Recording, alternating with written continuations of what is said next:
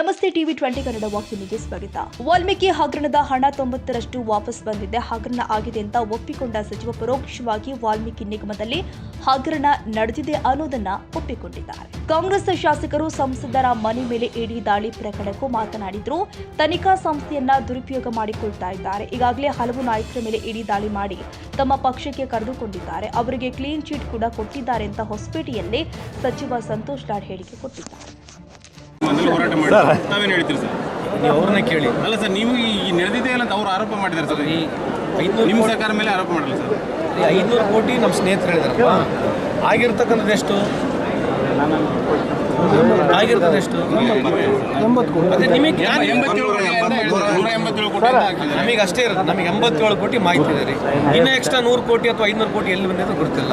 ಆ 87 ಕೋಟಿ ಮೇಲೆ SIT ಆಗಿದೆ, ಈಗ CBI ಬರ್ತಾ ಇದೆ, ED ಬರ್ತಾ ಇದೆ.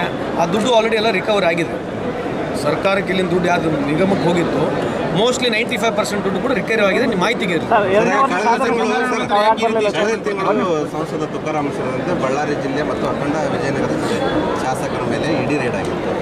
ಎಲ್ಲೋ ಒಂದು ಕಡೆಗೆ ಕೇಂದ್ರ ಸರ್ಕಾರದ ಮೇಲೆ ನೀವು ವಾಗ್ದಾಳಿ ನಡೆಸ್ತಾರೆ, ಟಾರ್ಗೆಟ್ ಮಾಡಿ ಅದ್ರ ಬಗ್ಗೆ ಗೊತ್ತಿಲ್ಲ.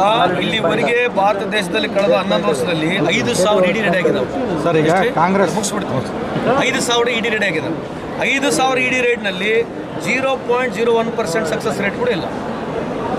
0.01 ಸಕ್ಸಸ್ ರೇಟ್ ಇಲ್ಲ. ಇರ್ತಕ್ಕಂಥ 25 ಪ್ರಮುಖ ಪೊಲಿಟಿಕಲ್ ಪಾರ್ಟಿ ಲೀಡರ್ಗಳ ಮೇಲೆ ಯಾರು ಇಡಿ ರೇಡ್ ಮಾಡಿದ್ರು, ಆ 23 ಜನ ಆ ಪಾರ್ಟಿಯಾಗಿ ಹೋಗ್ಬಿಟ್ಟಾರೆ. ಅವ್ರು ಆಲ್ರೆಡಿ ಇಡಿ ಚಾರ್ಜಸ್ ಡ್ರಾಪ್ ಆಗಿ ಕ್ಲೀನ್ ಚಿಟ್ ಕೂಡ ಸಿಕ್ಕಿದೆ. ನಿಮ್ಮ ಗಮನಕ್ಕೆ ಇರಲಿ. ನೀವು ಹೆಂಗೆ ಅರ್ಥ ಮಾಡ್ಕೊಳ್ತೀರಿ ಮಾಡ್ಕೊಳ್ಳಿ. ಎರಡನೇ ಸಾಧನ ಸಮಾವೇಶ ಬರಲಿಲ್ಲ. ಬಾಯಾಗ ಹುಷಾರಿಲ್ಲ ಗುರು. ಅವತ್ತು ಐ ವಾಸ್ ನಾಟ್ ವೆಲ್. ನನಗೆ ಯೂರಿಕ್ ಆಸಿಡ್ ಆಗ್ಬಿಟ್ಟಿತ್ತು. ಯೂರಿಕ್ ಆಸಿಡ್ ಆಗಿ ನಡೆಯಕ್ಕಿರಲಿಲ್ಲ ಸರ್.